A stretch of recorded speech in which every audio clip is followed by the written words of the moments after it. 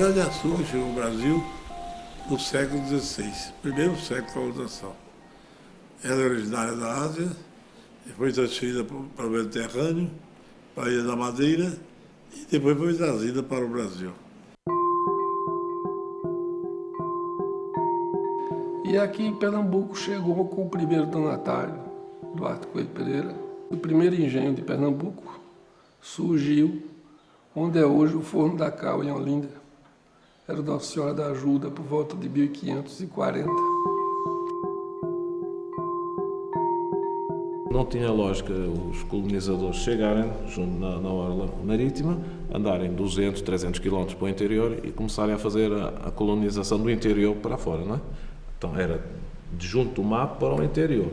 Porque produziu açúcar, botava açúcar no barco e levava para o porto.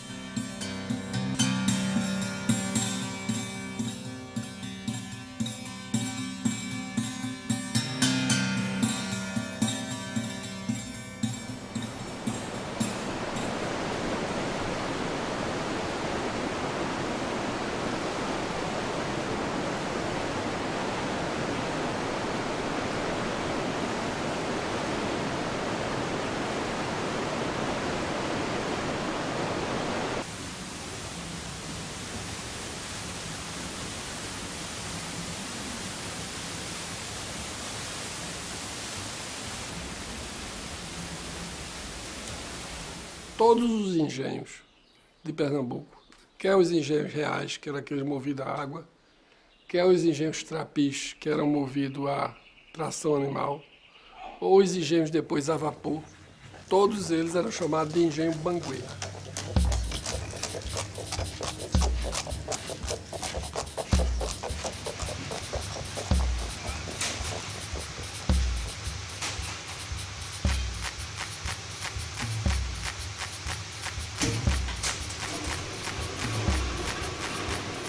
Por que eles eram engenho banguê? Porque era no banguê que se carregava o bagaço dele, levava-se para a bagaceira, onde ele era seco, e depois o bagaço seco era conduzido até a fornalha do engenho, onde ele servia de combustível para acionar a caldeira e cozinhar o mel. As moitas de engenho eram constituídas pela casa de moenda, pela casa de caldeira, que ficava logo ali, era onde havia o cozinhamento do mel, onde tinha as taxas, a casa de purgar, que é essa onde nós estamos, o encaixamento e a destilação.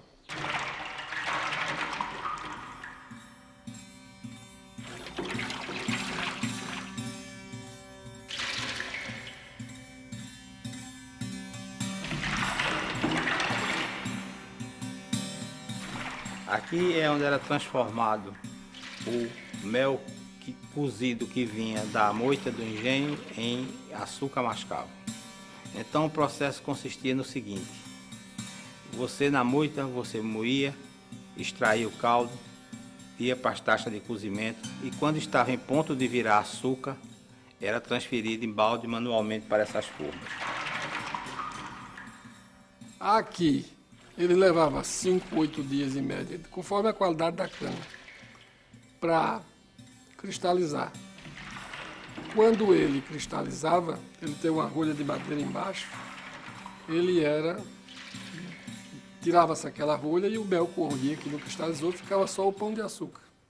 E o açúcar que ficava aqui dentro, você deitava no banguê, levava para o seca, aqui ao lado, virava, ficava nesse formato aí.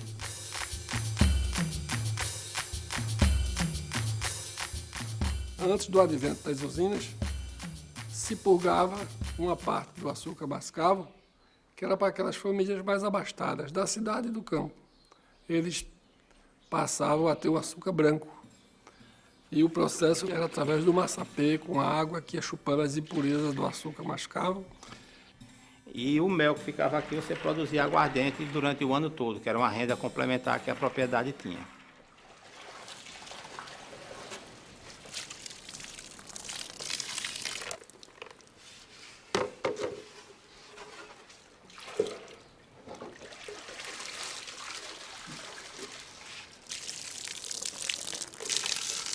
Há 50 anos atrás, aqui no município, a gente tinha 107 engenhos de rapadura.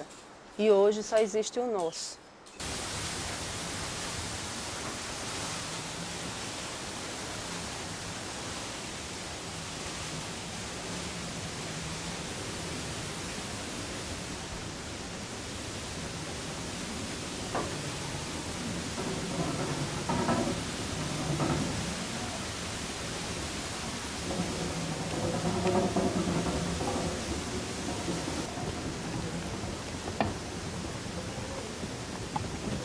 O caldo da cana, à medida que ele vai cozinhando, ele vai mudando de densidade, vai engrossando, vai mudando de tacho.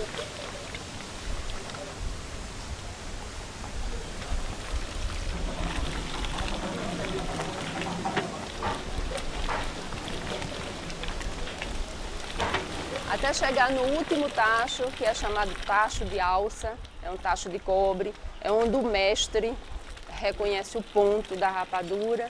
E aí esse caldo agora bem grosso, é uma verdadeira massa a 148 graus centígrados, ela é despejada na ganela.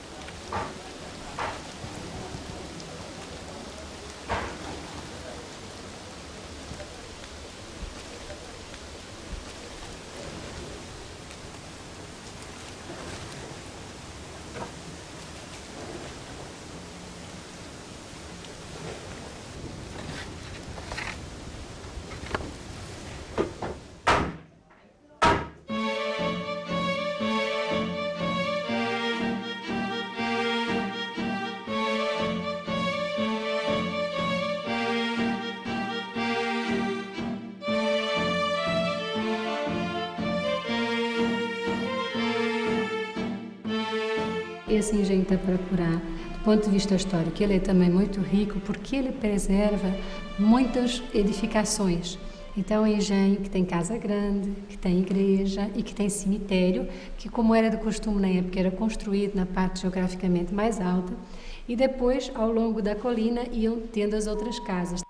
Tinha uma mercearia que a gente chamava de barracão, onde se vendiam os víveres, tem toda a moita.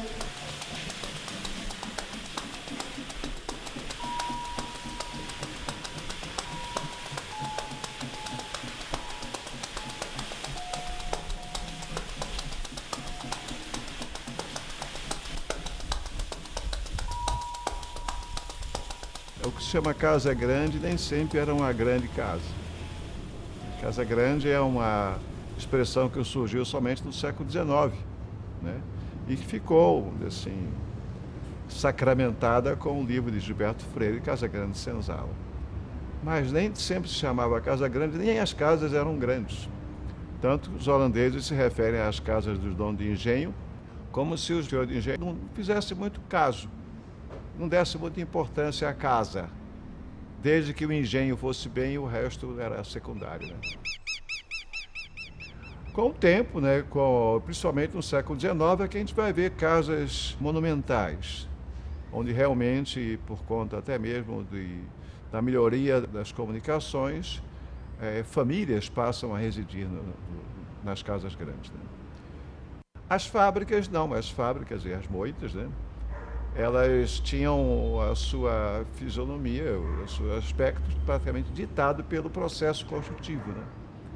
Se as moendas eram movidas a roda d'água ou a animais, né? Isso, de certa forma, definia um layout da fábrica. A capela também era muito simples, mas simples mesmo era a senzala, né? Realmente, porque a senzala era praticamente um depósito de gente, né? Não tinha nenhum conforto, né? É quase como se fosse uma prisão, né?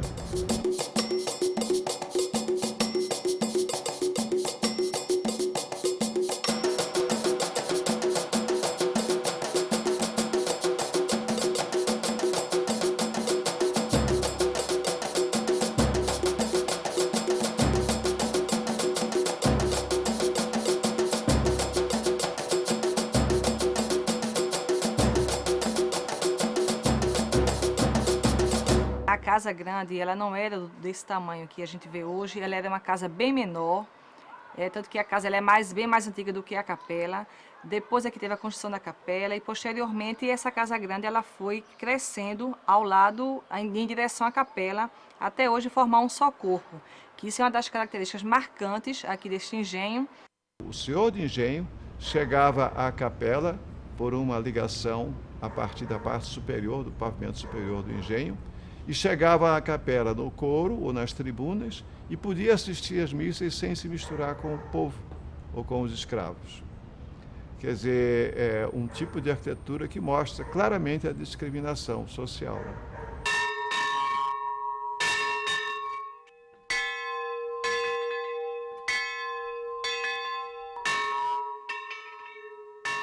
As capelas mudaram um pouco, né?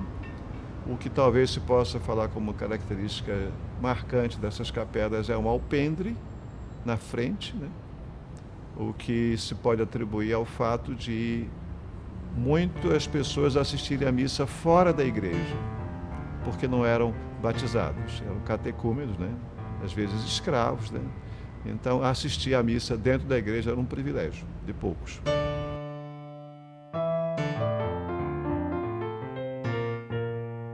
Antigamente o pai, né, era o dono, o senhor absoluto de todas as coisas. Era o Deus Todo-Poderoso. Ele ministrava seus bens, como também administrava os seus filhos, sua mulher, seus escravos. E eles tinham praticamente uma lei que era usada por todos eles, que tinha que os filhos que nascessem teriam que cumprir aquela lei. Então o primeiro filho ficava no engenho, onde ia trabalhar e dar continuidade ao trabalho do pai. O segundo ia ser bacharel em Direito, esse poderia sair, viajar, fazer da vida dele lá fora o que ele quisesse. O terceiro seria padre, o quarto seria médico e assim sucessivamente. Os rapazes, eles mandavam para a Europa. Com 10 anos, mandava para estudar na Europa. Um erro horrível. Se eles iam voltar para receber os engenhos, para continuar, né? Não, mandava para a Europa. Quando voltava, não sabia nem português, quanto mais como tomar conta de um engenho. As mulheres não aprendiam a ler nem a escrever. Para não escrever para namorar. Não deixava. E casavam muito cedo. E viviam submissos aos maridos e aos filhos, né? E quando nasciam os filhos, já sabia com quem aquele filho ia casar e aquela filha a quem estava prometida. Geralmente os casamentos eram com os parentes, por causa da tal coisa de ficarem com a terra, com os engenhos.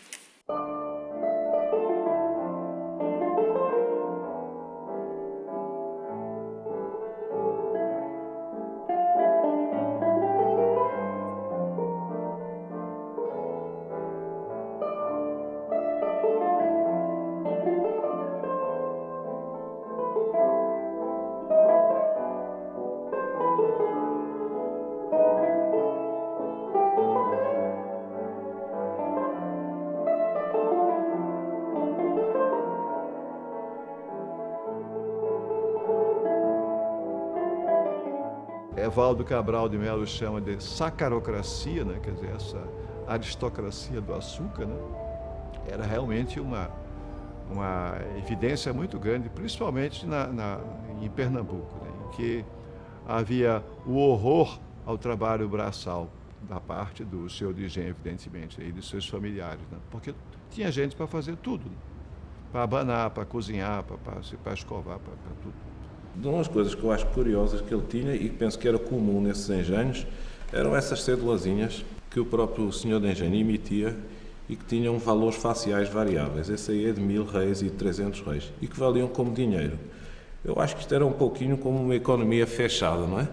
O engenho tinha a sua mercearia, o pessoal recebia em cédulas, entrava do lado da mercearia, saía com as compras, deixava as cédulas lá.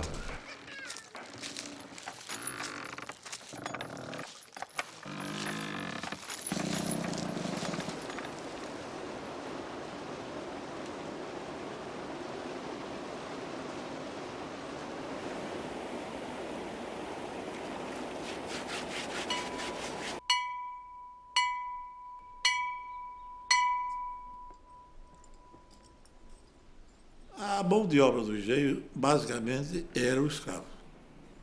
Indígena no começo, africano depois, mas dominantemente africanos. E o escravo vivia na senzala sob o controle dos feitores. Além do escravo, havia os técnicos, o mestre de açúcar, o fazedor de aguardente, né? Que eram geralmente portugueses ou eram mestiços já, contratados para aqueles afazeres. Eu só não fui aqui cego de guia, bati a guia para cego eu fui. Eu cortei cana, pastorei boi, chamei boi. Todo serviço de rico, não, mas de pobre, a maioria do serviço de pobre eu fiz. Serviço de engenho, né?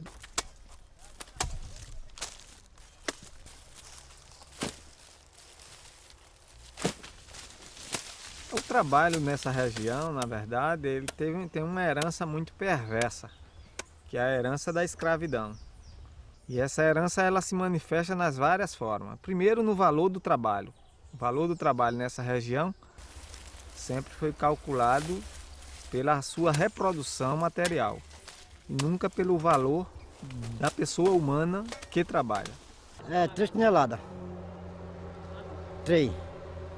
Aí meu menino tem que fazer 6 para dar o salário dos dois. Que é 130 que nós recebemos.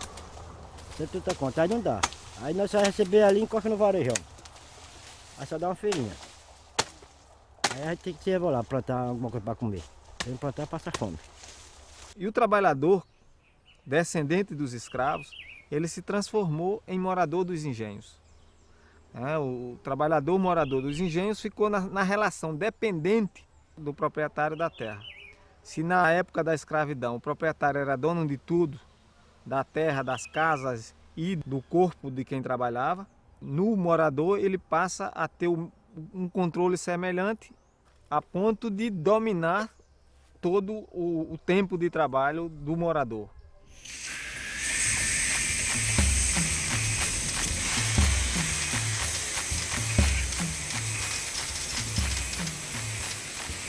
A partir do período republicano, alguns empréstimos são concedidos a um grupo, né, menor de senhores de engenho, muito restrito, e eles conseguem então estabelecer aqui o grande sonho deles, que era a mecanização da indústria agroaçucareira, e estabelecendo então as usinas.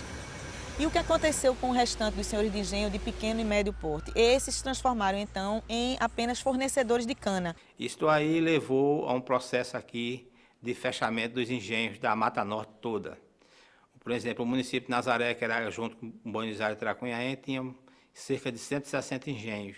Na década de 50, fecharam todos, com exceção de um que virou a usina Matari, porque eles não tinham como competir com o açúcar cristal. Por conta da própria complexidade da usina, ela criou um outro, vamos dizer assim, conjunto muito mais complexo de edifício, muito mais complexo do que o conjunto do engenho. Algumas deram origem a cidades. Por exemplo, Barreiros e Catende são cidades que surgiram de usina. Cresceram tanto que a cidade depende de tal forma da usina que ela se confunde com a usina.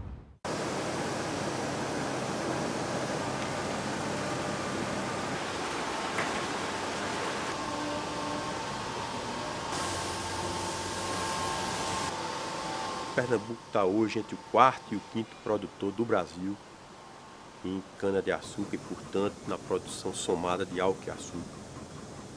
Nossa atividade no Nordeste, ela emprega mais e, ao mesmo tempo que ela emprega mais, ela tem que ter uma certa competitividade para oferecer o seu produto no mundo, porque essa é uma commodity internacional. A gente não vende só para o mercado interno, a gente exporta para países da África, para a Rússia fortemente, para a comunidade europeia, para os Estados Unidos da América. Agora as usinas estão crescendo cada vez mais.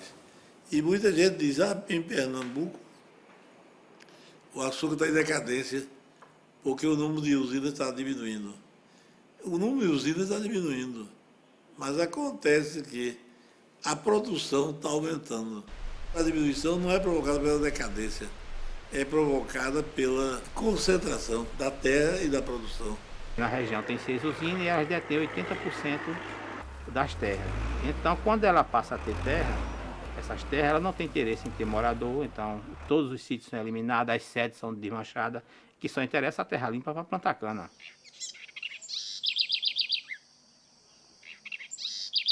A primeira cana que se usou aqui foi a cana crioula, que veio possivelmente, talvez ela tenha vindo da Ilha da Madeira com os portugueses.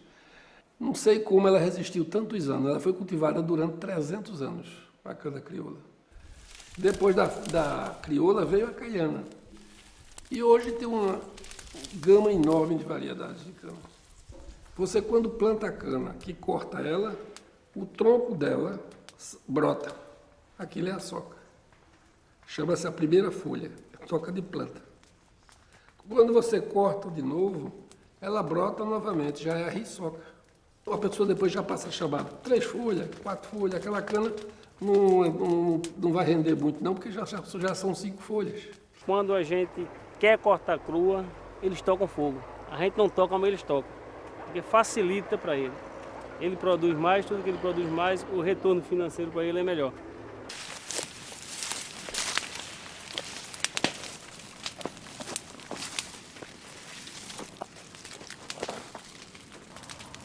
A gente corta queimada, porque se cortar cru, o trabalhador não faz a diara com ela crua. E livra de cobra, de caranguejeira, de tudo quanto é de... Lá vem o fogo, né?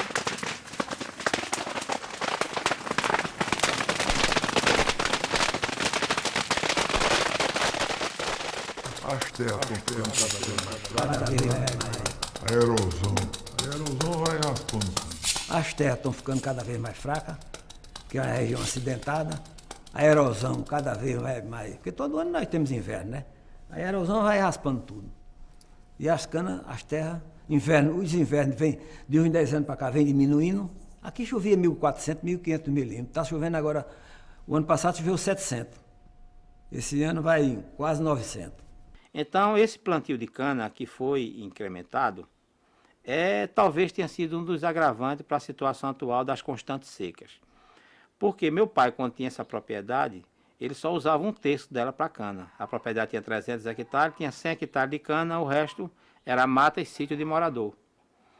Então, com o advento do Proálcool, os 300 hectares passou 300 hectares de cana. E todas as propriedades da região fizeram isso. Então, o que aconteceu? Você no município de Nazaré, da mata, tem 1% de mata.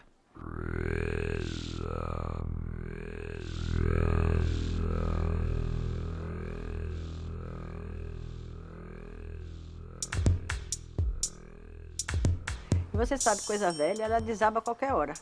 Então, toda hora a gente tem uma coisa para fazer, um conserto aqui, um conserto ali, cai uma porta, cai. E assim é a vida que a gente leva aqui, é consertando, preservando para ver se essa estrutura não cai. Porque como vocês viram, é uma estrutura completa, a moita do engenho é toda em pé. E a gente não queria só que isso passasse através dos nossos filhos, que são os próximos, né? E não desabasse, não caísse. O patrimônio histórico? Deus me livre. Patrimônio histórico botar aqui, tombar, ele tomba mesmo. Tomba como tombou os outros, todinho que está tombado pelo patrimônio histórico. Que eles não dão o mínimo, nada. Eles querem dizer tombei e acabou. Os proprietários dos bens tombados, eles esperam do Estado que quando tem o tombamento, quando existe o tombamento, a figura do tombamento, tanto em nível estadual como em nível federal, se vê que os proprietários relaxam na conservação dos bens. E nesse caso, a lei é muito clara, a conservação e a recuperação dos bens é de responsabilidade do proprietário.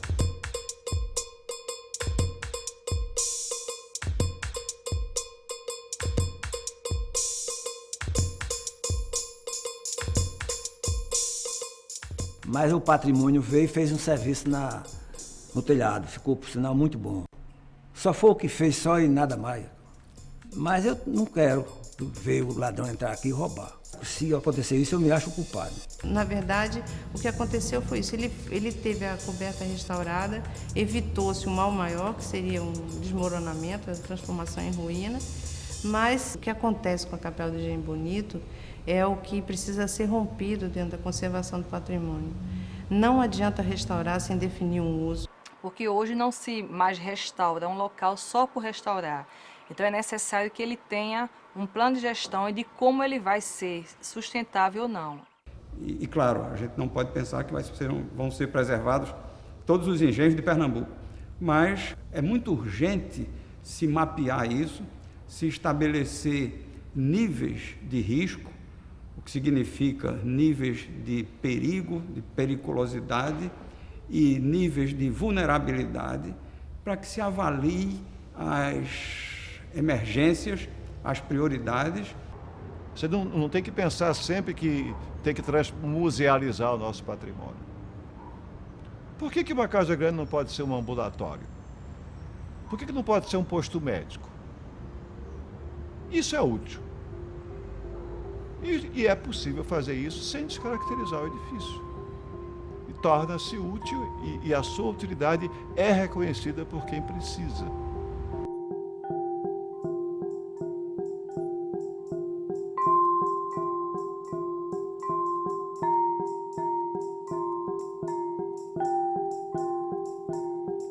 A partir de 1980, eu diria assim, a década de 80, a década de 90, houve realmente uma crise muito grande do setor canavieiro, certo?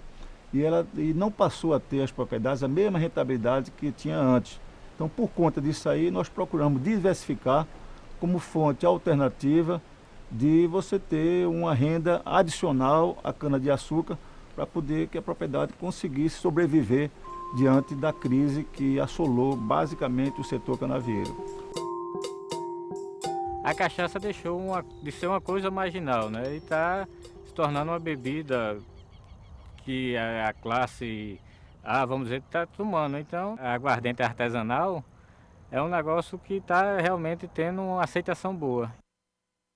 Nós estamos procurando uma alternativa através do turismo rural. É uma alternativa mesmo para ajudar na manutenção da propriedade. Conhece um pouco da história do nosso estado, que é a história do Brasil, né? A verdade da colonização toda, da primeira monocultura que foi implantada no nosso país, a questão da cana-de-açúcar. Então aqui o pessoal tem uma verdadeira aula de história e é por isso que o nosso público maior aqui é o pedagógico, nosso turismo é mais o pedagógico.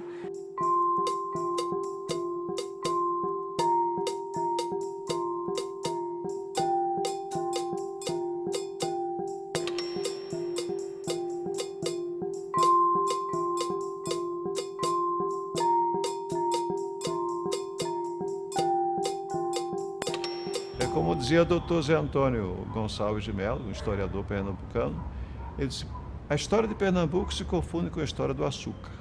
Pernambuco é açúcar.